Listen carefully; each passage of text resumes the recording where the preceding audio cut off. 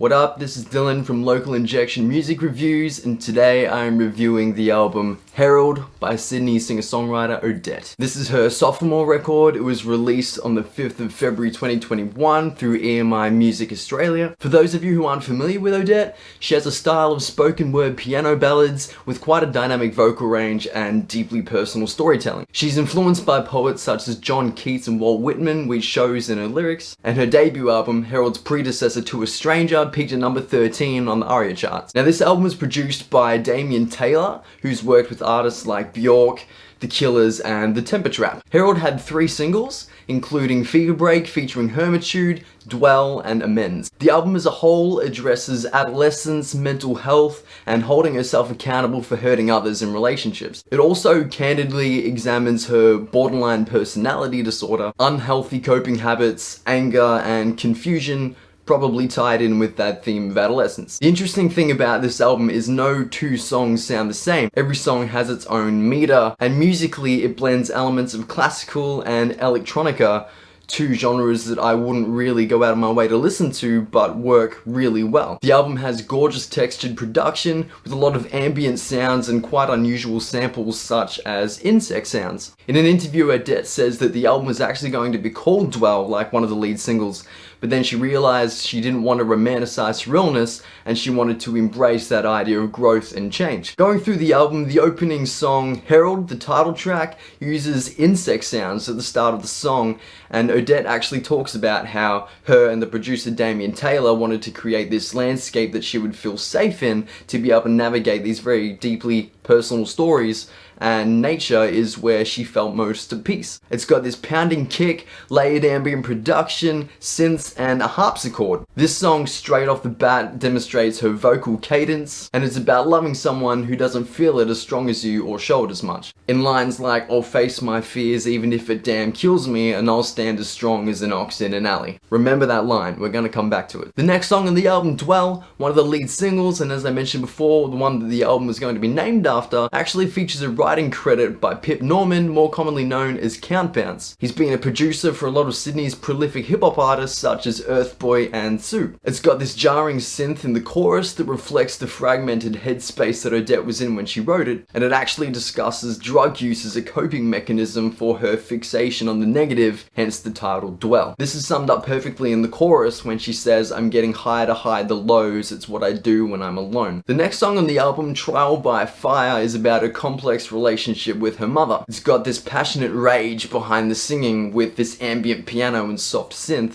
And the song actually has 3 verses before we get into the first chorus. She obviously had a lot to say on the matter. You've got these horns and distorted bass in the chorus. This song could have easily been a typical 3.5-minute pop song, but around that 3:30-minute mark, it actually mellows right out, and they've got this sustained synth before this brooding outro with these drums coming back in layer by layer in these eerie keys, and it really lets the beat breathe. The next song on the album, What I Know Is Not Enough, is probably the most contemporary sounding song on the album, but not necessarily the most accessible since it is 5 minutes long. And this song is about the varied emotions in the days after a breakup, and she acknowledges that she needs to change to get out of that emotional rut in lines like, "I hope that I'll be more than this." And this song actually has another great example of similes throughout the album in lines like, "I threw myself out on the porch in the rain with my nerves twitching like a live wire." Moving on, the next song on the album, I Miss You, I'm Sorry, is written in a 3/4 time signature with piano and pizzicato. And this song is actually bereft of metaphors. It's probably the most literal song on the record, and I think that was intended because some things like apologies need to be matter of fact. The next track, Foghorn, is probably for me the most touching song on the album. It was written after a suicide attempt in 2019. You've got delicate piano and vocals with the creeping pizzicato and sustained orchestral strings. It's got a cinematic feel which builds up to a final crescendo with quite poignant and specific lyrics like, "It's the day of the 25th of September," and a great example of that alliteration in lines like, "You must walk to the wake of your daughter,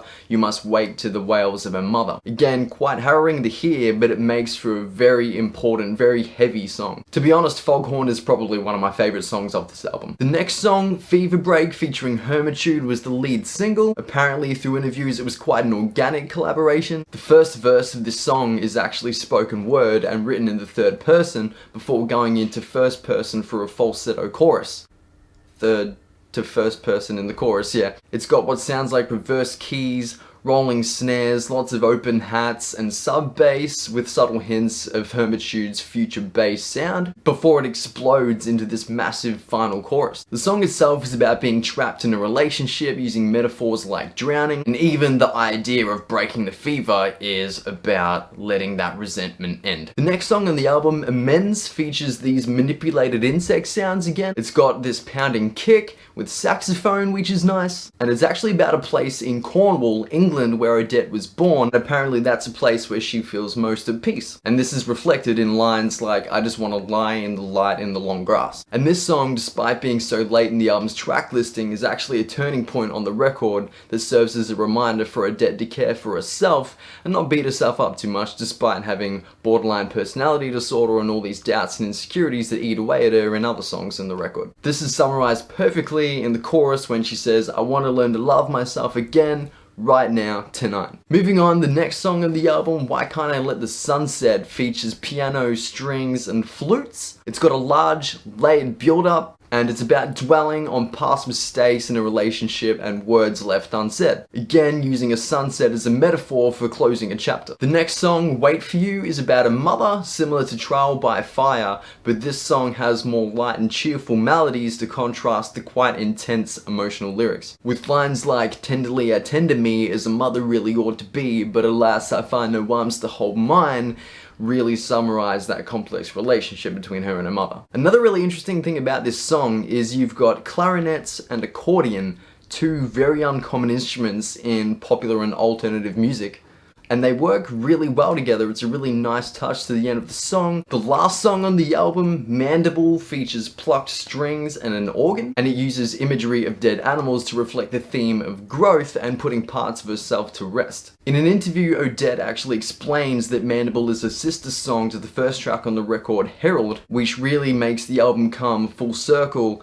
and quite accurately reflects the cycle of events that you go through things like breakups or mental illness. Whereas the first track, Herald, blames the other person in the relationship, the final track on the album, Mandible, holds herself accountable for that. And what strengthens that connection between the two songs is that they both mention an ox. In Herald, she talks about standing as strong as an ox in an alley, where in Mandible, she talks about an ox head being on the wall of a parlor. Best song on the album, I believe, is Dwell, one of the lead singles. The album kind of revolves around this song. She admits that she sort of fixates on the negative, obsesses over what could or couldn't have been done, and to be honest, I actually found that song quite relatable.